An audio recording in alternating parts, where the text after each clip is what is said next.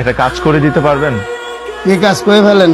আমার এই কোল বালিশটার ঠিক এই জায়গায় দুটো চোখ, একটা নাক আর একটা মুখ নকশা করে দিতে পারবেন? সুন্দর মেয়ে মানুষের চেহারা মনে হয়। যান সরেনতে। আল্লাহর পাগল ছাগল আসে জানি কোথার থেকে। আল্লাহ যে কত আইটেমের পাগল বানাইছে দুনিয়াতে, এর কোনো শেষ নাই। আমার ছেলে, ওর মাথাটা ঠিক করে দিন। আপনি প্রবলেমটা বলেন না। আমার ছেলে মেয়েদেরকে ভয় পায়। আপনি একটু বাইরে গিয়ে বসুন। আচ্ছা ঠিক আছে। আপনি মেয়ে মানুষকে এত ভয় পান কেন? হাত পা কাঁপতে থাকে, শরীর ঘামতে থাকে। কিন্তু একটা ছেলে হিসেবে মেয়েদের প্রতি যে আকর্ষণ, সেটা কি আপনার আছে? শোনেন, মেয়েদের প্রতি আমার যথেষ্ট আকর্ষণ আছে, শুধু মিশতেই পারি না। আপনি বিয়েটা করে ফেলেন, তার উপায়ে প্রবলেম সলভড। আপনার ছেলেকে বিয়ে দিয়ে দিন। তুমি নাকি বিয়ে করছো, জানানি কেন দুষ্টু? আরে না, যা। আন্টি কিন্তু আমাকে সবকিছু বলেছে। অনেকগুলো মেয়ের ছবি থেকে 3টা মেয়েকে বাছাই করে ফাইনাল করেছি। তুই যেই মেয়েটাকে পছন্দ করবি সেইটাই হবে আমার ছেলের বউ। মা, আমি আজকে আর কোনো ছবি দেখতে চাচ্ছি না। এত লজ্জা পেতে হবে না, দেখ তো এই যে রেখে গেলাম, চুজ কর।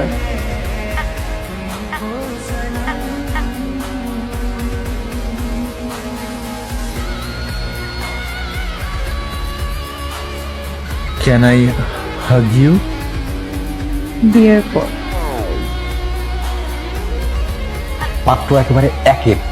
তাছাড়া আমাদের ভাগ্যবিদ্যা একটু কিন্তু আছে, তাই না? তুমি মিতুকে বলবা পাত্রপক্ষের সামনে সে যাতে কোনো রকম কথা না বলে, যাতে বোম মারলেও মুখ দিয়ে কোনো কথা না বলে, ঠিক আছে?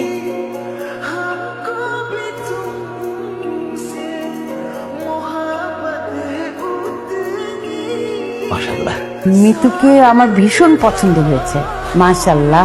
আপনারা যদি অনুমতি দেন তাহলে ছেলে এবং মেয়ে দুইজন আলাদা কথা বলুক। কথা বল কিসের? এটা চরম বিয়াদ। আমার মনে হয় ওদের দুজনের কথা বলা উচিত। বিয়ের পরে তো অনেক কথাই হবে, এখন আমরা সিনিয়ররা কথা বলি। বিয়ের আগেই একটু পরিচয়ের দরকার আছে না? যাও গুড বয়।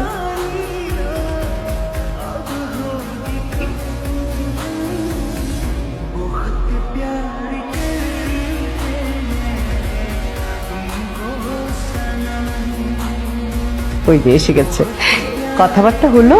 কিসের কথা শেষ? ওরা তো কোনো কথাই বলে নাই। এত কথা মুখে বলতে হবে কেন? চোখে চোখে তো অনেক কথা হয়। কি মা, তোমরা কথা বলো নাই? আমি তো কথা বলতে চেয়েছিলাম, কিন্তু উনি তো কথা বললোই না আন্টি। মেয়ে কি তোতলা? না না, ওই লাজুক তো, কথা আটকে যাচ্ছে, তাই না? তুমি কি তোতলা? আবার কথা বলো তো। একটু বেশি না আন্টি। মেয়ে যে তোতলা সেটা আপনারা আগে জানাননি কেন? এই বিয়ে ক্যান্সেল। আই চল চল, আয়।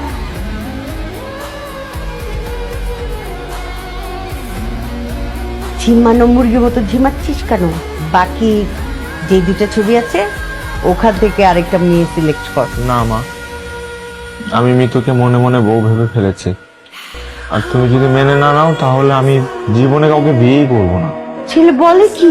মা, এটা আমার ফাইনাল ডিসিশন। তোর বউ তোতলা হোক বোবা হোক তাতে আমার কি, তুই বুঝবি। এই যে নতুন জামাই, ক্যামেরায় তাকান, ভাবির কাছে হাত রাখেন। আর লজ্জা বলে চলবে, কাঁধে হাত রাখেন।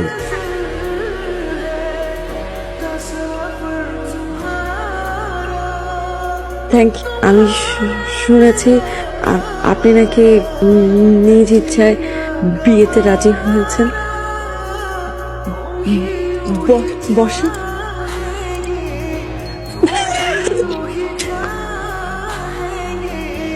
হ্যালো, আমার একটা বিষয় শেয়ার করার দরকার ছিল। আমি জীবনে কখনো কোনো মেয়ে মানুষের সাথে মিশিনি। বিয়ে যেহেতু করেছি, এখন তো মিশতেই হবে। আমাকে একটু সময় দিতে হবে, এবং ততদিন আমি আলাদা ঘুমাবো। এই ছিল আমার কপালে, এমন বাসর ঘর আমি চেয়েছিলাম। আমার ছেলেটা একটু সহজ সরল, ভেরি গুড বয়। কেমন গুড বয় সেটা আমি জানি না। হাজবেন্ড পাওয়া ভাগ্যের ব্যাপার। বিশাল কপাল আমার, সেই কপালের জোরে একটা বলদ জুটেছে ছিল। নাস্তা দাও। এতদিন আমার হাতে খেয়েছি, এখন থেকে বৌমার হাতে রাস্তা খাবে। হ্যাঁ,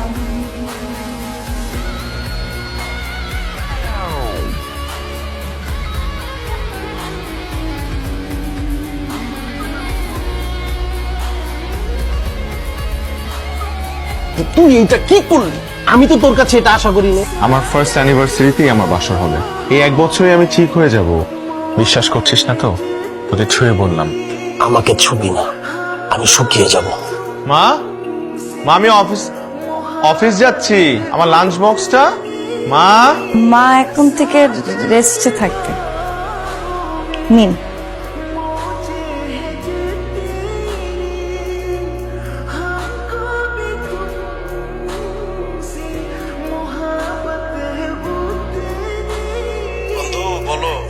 আজকে মিতু আমাকে নিজ হাতে লাঞ্চ বানিয়ে দিয়েছে। বাসায় যাওয়ার আগে ভাবির জন্য একটা ফল হলেও নিয়েছি।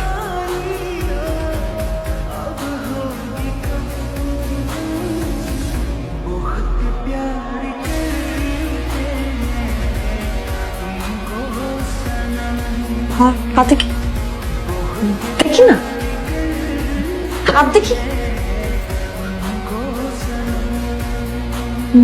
মুখে কি? হা হা করেন।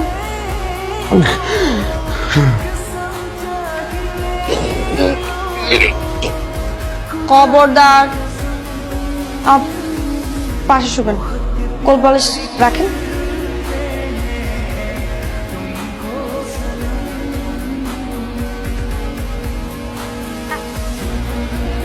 রাতুল ভাইয়া নাস্তা করতে আসেন। রাতুল ভাইয়া। বৌমা কি বলছো? রাতুল ভাইয়া? ভাইয়া বলি নাই তুমি। স্পষ্ট শুনলাম তুমি ডাকছো রাতুল ভাইয়া। ভুল শুনেছ মা। ভুল বোঝার বয়স তো এখনো মনে হয় আমার হয় নাই।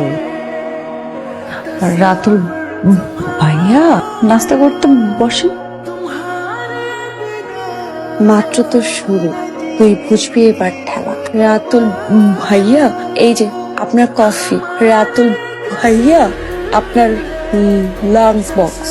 তোর সাথে আমার একটা গোপন কথা শেয়ার করার আছে। কিন্তু এইখানে কেন?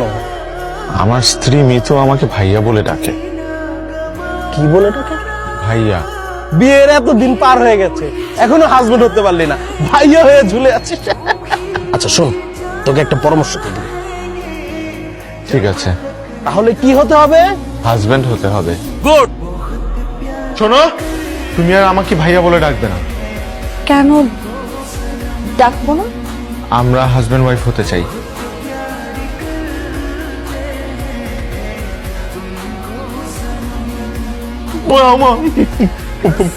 One minute.